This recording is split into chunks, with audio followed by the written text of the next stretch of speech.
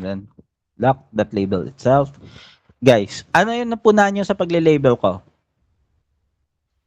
Overlap, sir. Okay. Pinasobrahan ko. Right? Pinasobrahan ko. Bakit? Sino may idea? Ito mga diskarte na itong ituturo ko sa inyo ha. Yes, sir. Para makapture mo yung whole building. Yes, kasi as you can see dito, may part pa siya na manipis. So kung gagawin kong manipis, ganito lang yung itsura niya. Ganyan lang siya kanipis. So kapag gumamit ako ng alt, ninipis pa yan. So magkakaproblema ako. So yung ginawa ko, pinalakihan ko munang konti para mag-adjust na lang ako mamaya, later on. Okay? So for now, mismatch. Mismatch. So yung gagawin natin is to select this label, long press alt, and then try natin na i-match siya sa bahay mismo. Okay? Ito, hindi ito para dyan. Dito lang pala yan. Hanggang dito lang pala yan. Yan. And then from there, pwede ko nang ayusin yung part na to na manipis. Ilalagay ko na yan dyan. Ayusin ko lang as ganyan. And then that is all good na. And that is all fine. Discarte na lang din yung kulang sa atin. Okay? At hindi ko muna titignan. Hindi ko muna titignan yung ibang frames para surprise. Kung mali, bye-bye. Ganun. Tapos sunod natin yung mga next layer. For this layer, use snap tool again. Dito tayo magsa-snap sa taas lang. Okay? Kasi hindi ko nakikita yung wall niya dito. So sa taas muna ako magle-label. And as you can see, parang okay naman siya dito. So that is all good. Okay. Lipat tayo sa lower layer, which is eto.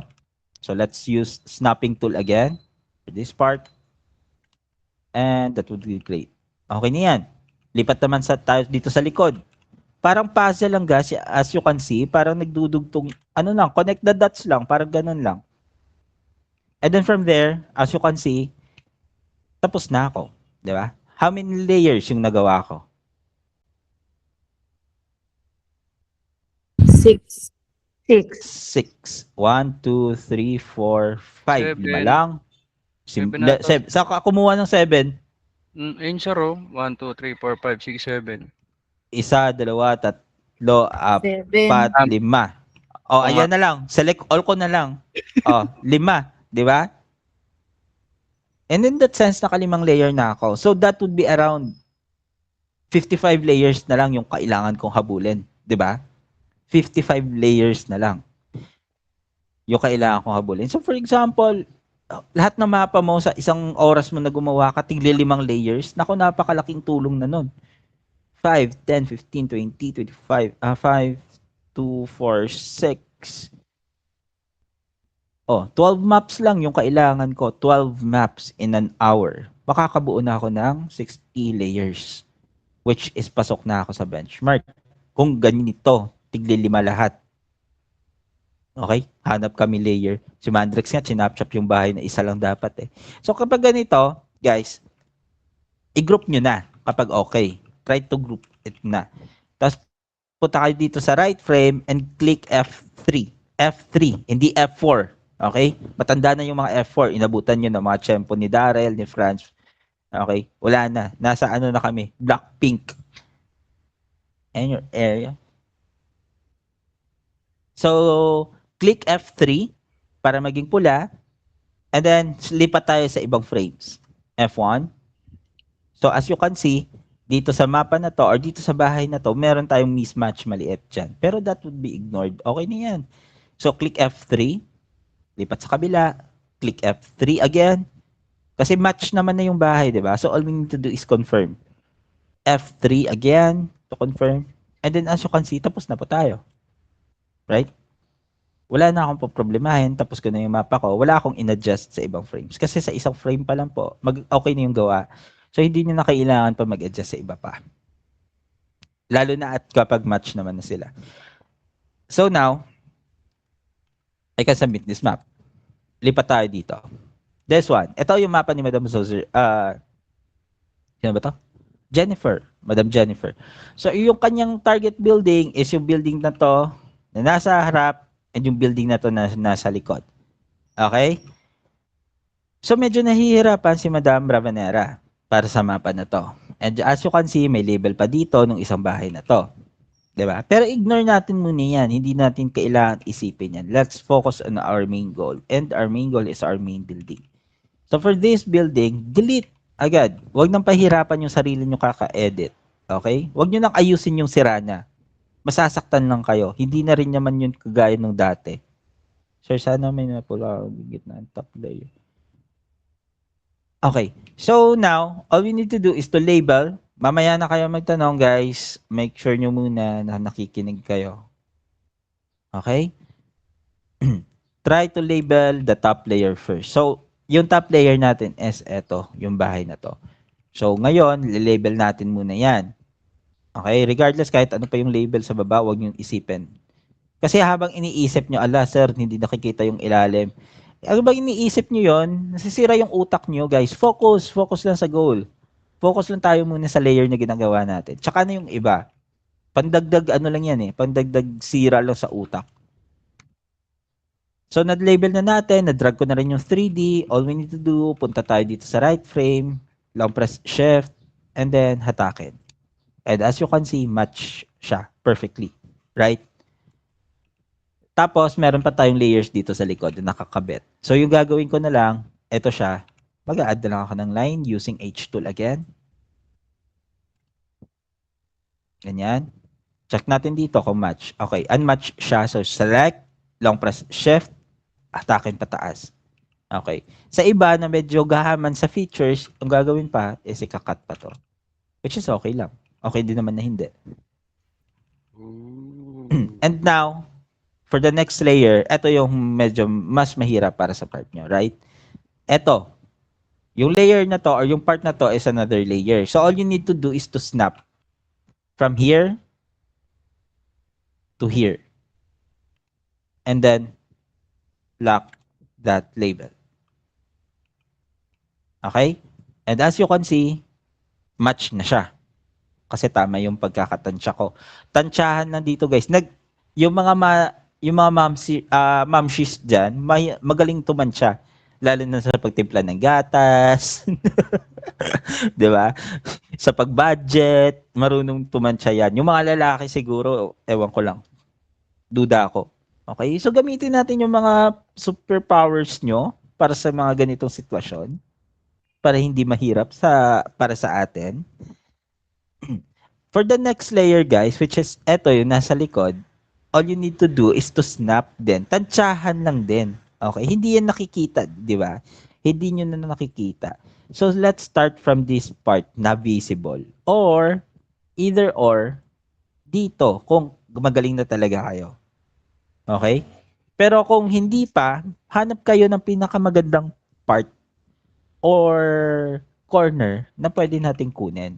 So, for me, this one, mas maganda to kung newbies. Okay? Kasi kitang-kita pa kahit pa paano na ito yung corner ng bahay, right?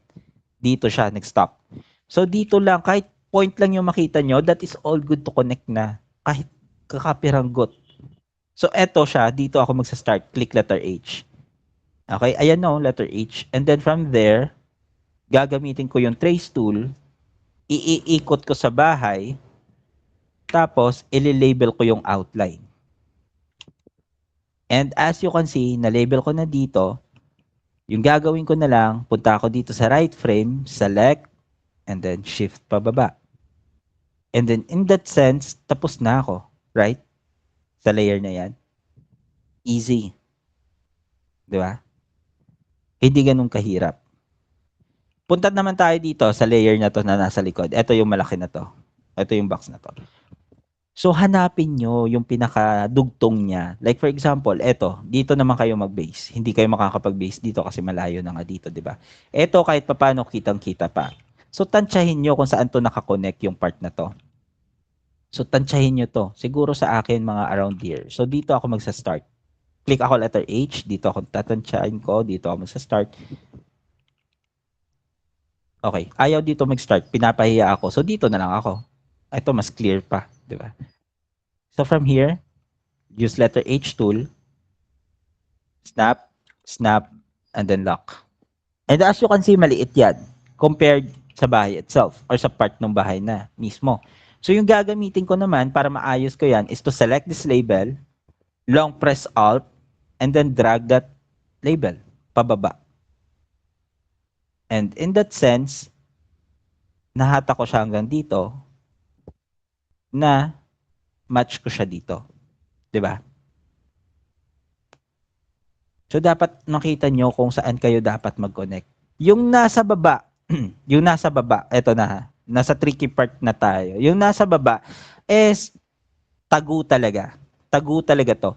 So anong ginagawa natin sa mga tagong layer, guys? Bigyan nyo ako ng idea. Anyone? Sagot. Tsahan. Oh, pachamba, Tansyahin ulit, sir. tansyahan. Pareho yan. Pachambahan, tansyahan, pareho yan. So, para sa akin, nag-start yung label, dito na lang ako titingin. Sa gitna nung label na to na may box na maliit, right? Sa gitna, dito siya nag-start. Okay? Dito siya nag-start. So, yung gagawin ko, hahanapin ko yung label na yan. Ito siya. So, hanggang dito yon, 'di ba? Nakikita niyo naman siguro yung box na 'yan. Ito yung box na 'yan, no, sa baba, yung footprint niya, 'di ba? So dito ko sila sisimulang i-label sa part na to. So gagamit ako letter H tool, ko-connect ako diyan dito. Tapos didiretso ko siya up until sa kung saan siya mag-stop na corner. Okay, ito na yung pinaka-corner niya. Ito na yung pinaka-last kasi pagkatapos nito paakyat na yun lahat. So dito ko siya isa-stop. And then gagamit ako ng letter F. Gagawin ko siyang straight. Extend ko muna dito kasi mahirap tayo gumamit ng F sa ganitong part, 'di ba? Kasi kinakain ng 3D. Sumasabay sa 3D, right? Sir. Ako lang ba? Okay. Ang gawin nyo, lagpasan nyo. Ganyan. And then click space. And as you can see, ayan po yung shape niya. So ngayon, anong gagawin natin for this map? Trim X. na Okay. yan, sir. Alt. Use Alt muna. Okay? Kasi kailangan muna nating i-match yung bahay sa corner niya. So, Alt tool. Ito siya. Dito ako tumingin sa part na to. Hindi ko tinignan muna to. So, ayan yung magiging layer niya or ayan yung magiging part niya. So, from there, gagawin natin is to trim this part. Malayo pa pala, sorry. Adjust pa natin konting-konti pa. Ganyan siguro okay na yan. Dito na lang pala tayo magti-trim kasi sobra na to. Hanggang dito lang siya, right? So select. Trim natin to. Babaan natin. Ayun, isa pa. Yan, siguro okay na yan. And then, from there, make sure natin na hindi siya nag-overlap sa kapitbahay. Hindi naman na siguro nag-overlap yan. Ito yung part na to, pwede rin naman natin tong i-adjust. Okay? Just ganyan. Hilahin konti. And then, there. Diba? Match. Ito, tansyahin natin. Bawasan natin konti para hindi rin nag-overlap dun sa kabila. Sir, hindi po match yung label nyo. Okay lang yan. You have to select. Naman dito sa kabila. Di ba ginamit natin yung Alt para i-match yung bahay sa label dito sa right frame? Dito sa left frame, gamit naman tayo Shift para iakyat natin konti. Para at least naman hindi naman ganun ka-offset. And then from there, as you can see po, okay na tayo. Di ba? So select this label, click 4, and then try to click Control T for errors. Malamang magkakaroon to ng overlap. Ayun. Wala. Di ba? So now, ang gagawin natin, punta tayo sa right frame, click F3, lipat sa kabila, click F3, up, offset. So select, long press shift, hatakin, long press shift, hatakin, long press shift, hatakin. Lipat naman sa kabilang frame. For this one, long press shift, hatak tayo, hindi siya maghumatak. May offset tayo dito. So, tansyahin naman natin to. Bawas-bawasan natin konti. Ayan. So, click F3, sorry. Lipat sa kabilang frame. Click F3. Lipat sa first nating mapa or sa first frame. Ano yung nahalata nyo? May offset pa, di ba?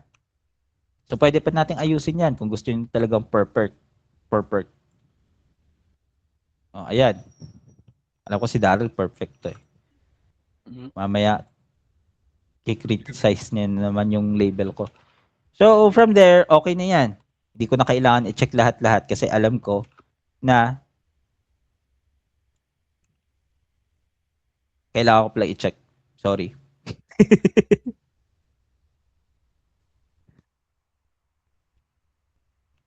Sir, napansin ko lang, sir, nag-overlap siya kapag ka-height niya yung ano. Okay. Meron tayong residual tubig. Wait lang. Wait lang. Meron tayong residual tubig. Residual is only happens when hindi magka-match yung height sa kabila. So, ito, naging residual yung dalawang maliit. Try natin tong i-merge yung maliit kasi hindi ko naman ito kailangan i-cut.